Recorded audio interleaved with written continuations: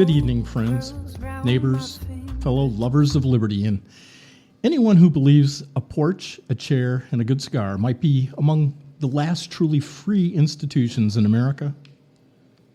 Hello. Tonight's episode of Liberty on Nicotine is coming to you from the front porch of Liberty on Nicotine headquarters, where the breeze is gentle, the sky is beginning to fade into that Carolina twilight, and in my hand, thank goodness, is the JFR Titan 20 years cigars. This thing is not a cigar so much as a constitutional amendment made of tobacco. It is large, unapologetic, and clearly written in a language understood by free men everywhere. And tonight, it's doing what cigars have done for centuries, helping a man cope, helping a man think.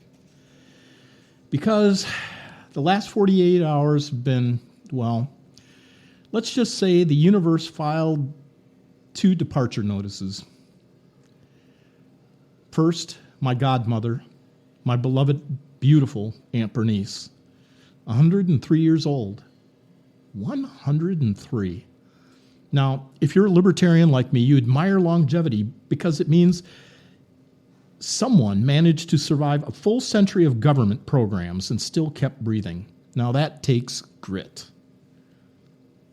Aunt Bernice lived through the tail end of the horse and buggy era, 2 world wars, the invention of television, the invention of the internet, and roughly 7,000 new federal agencies. That woman, bold. That woman had stamina. She outlived most politicians, several economic systems, and probably 3 or 4 definitions of the word inflation. And then today, my beloved dog, the Tribble, 13 and a half years old. Now for a dog, that's about 95 in people years, which frankly is a better actuarial table than Social Security uses. She passed peacefully, just age, same as Aunt Bernice. 2 remarkable ladies, both simply ran out the clock. And now there's the thing about loss. It has a way of quieting the noise in the world, the nonsense, the drama, the endless internet shouting matches about who's running civilization this week. Because when someone you love leaves, suddenly the whole political circus looks like what it always was, a traveling carnival of temporary importance.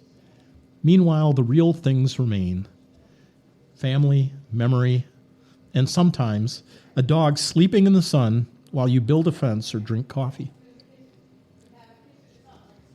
Now let's talk about this JFR Titan 20 years for just a moment, because if cigars were military ranks, this one would be a 4-star general, huge, solid, and absolutely unwilling to apologize for existing.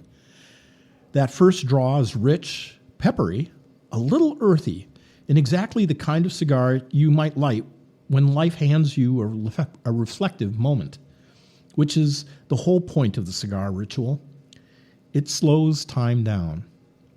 The modern world wants everything instant messages, instant news, instant outrage. But the cigar says, sit down, this is going to take a while. You can't rush it. You can't microwave it. You can't download it. You light it. And for the next hour and a half, the clock belongs to the cigar. Frankly, if Congress had to smoke a cigar before passing legislation, we'd probably cut the federal spending by 60%. Half of them would fall asleep before the bill reached the paged floor. Now, as I sit here on the porch with my Pepsi Zero, the official soft drink of people who believe in free markets and not free sugar, I found myself thinking about my Aunt Bernice. She had that old Midwestern practicality, the kind that came from growing up before everything required an app and a password. If something broke, you fixed it. If something needed building, you built it. If somebody needed help, you helped them. No government grant required, just neighbors. Funny how that used to be normal. Libertarians call it civil society. Everybody else calls it the way things used to work before bureaucracy discovered clipboards. And then there was the Tribble. Now, if you've ever had a good dog, you know something. Dogs are the most libertarian creatures on earth. They believe strongly in property rights, their toys, voluntary association, they choose their people, and limited government, unless the government is opening a can of food. And the Tribble had a philosophy that I admired deeply. Sleep when tired, eat when hungry, chase squirrels with maximum enthusiasm when you're young. And greet your people like they've returned from war, even though they just went to the mailbox. Honestly, if half the think tanks in Washington adopted that system, we'd probably be a lot better off. What fascinates me about longevity is perspective. My Aunt Bernice saw an entire century unfold. Think about that. When she was young, aviation was a novelty. By the end of her life, people were arguing on the internet about Wi-Fi speed on airplanes. Civilization moves torrently fast. But people move at the same pace we've always have. One day at a time, one porch conversation, one memory after another, and eventually we pass the torch. Or, in my case, we pass the lighter. Now, tomorrow begins the preparation for Friday's trip north, southern Wisconsin, back to the homeland. Funerals have a strange role in life. They're sad, of course, but they're also gathering of stories. Everyone remembers something different. Someone will say, remember when Bernice did this? Another will say, oh, you should have seen her when. And suddenly the person isn't gone. They're everywhere in the room. Stories are the real inheritance. Not money, not property. Stories, memories. And I suspect there will be more than quite a few. A woman who made it to 103 probably collected a library. And then there's the quiet space left by a little dog.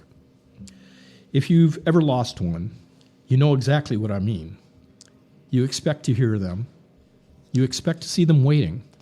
You walk past the food bowl and realize things have changed. Dogs don't occupy a lot of square footage in a house, but they occupy a remarkable amount of heart real estate. The Tribble was there for countless episodes of this podcast, sunbathing nearby, occasionally judging my cigar selections with quiet skepticism of someone who thinks that all sticks should be chewable. Now, here's something funny. When people talk about grief, they imagine constant sadness, but that's not really how it works. It comes in waves, kind of like the Atlantic this last Sunday.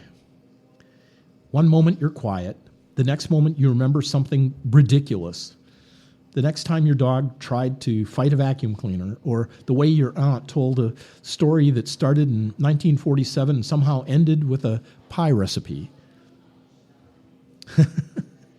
And suddenly grief and gratitude occupy the same chair. Kind of like two political parties forced to share the same couch. Which brings me back to my cigars. Cigar culture has always been about reflection. Historically, cigars appear in moments where people slow down. Statesmen, writers, old porch philosophers. The cigar isn't about nicotine. It's about time carved out of chaos. Tonight, that time is doing exactly as it should, letting me remember two remarkable ladies, one human, one canine, both stubborn enough to stick around for a very long time. And as the JFR Titan burns slowly toward the final third, this evening settles in, the porch light hums, the Carolina breeze drifts through, the Pepsi Zero, it's almost gone. And somewhere in the universe, I like to imagine Aunt Bernice and the Tribble have already met. Bernice probably telling a story. The Tribble probably trying to figure out if heaven includes squirrels. I suspect it does. Seems like the sort of place that would respect natural rights. So tonight's lesson from Liberty on Nicotine is simple. Life is temporary. Government programs are not. But The things that matter most were never created by either. They're created by people, family, friends, dogs, cats, stories, and the quiet ritual of sitting on a porch with a good cigar and remembering it all.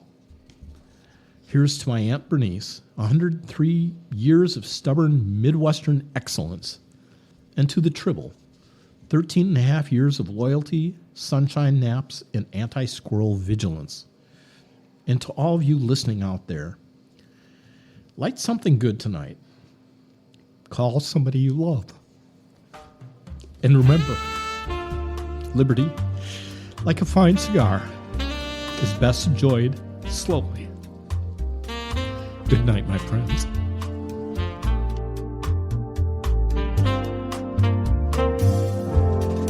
Midnight smoke curls round my fingers like the whispers of your name. Each slow drag tells a story of a love we'll never tame. Leather seats and dim-lit corners where the moonlight barely shines. We don't need no golden cages, just your lips pressed against mine. Liberty in every ember, freedom dancing on my tongue. Nicotine and silk, remember all the wild nights we've begun.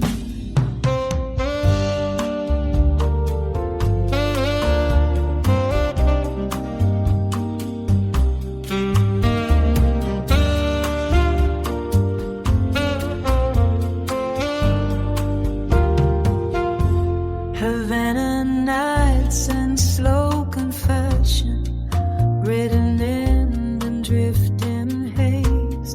No chains can hold this passion when we move in smoky ways. Let the ash fall where it may. We don't answer to the day.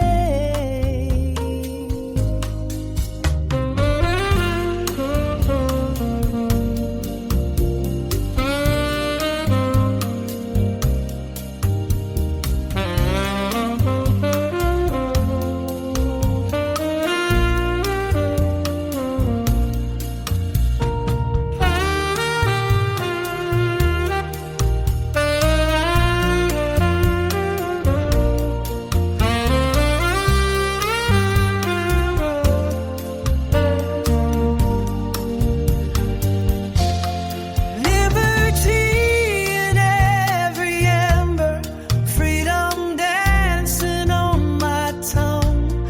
Nicotine and silk, remember all the wild nights we've begun. Morning comes, but we don't notice, lost in clouds of our design. Every puff a sweet rebellion, every kiss tastes like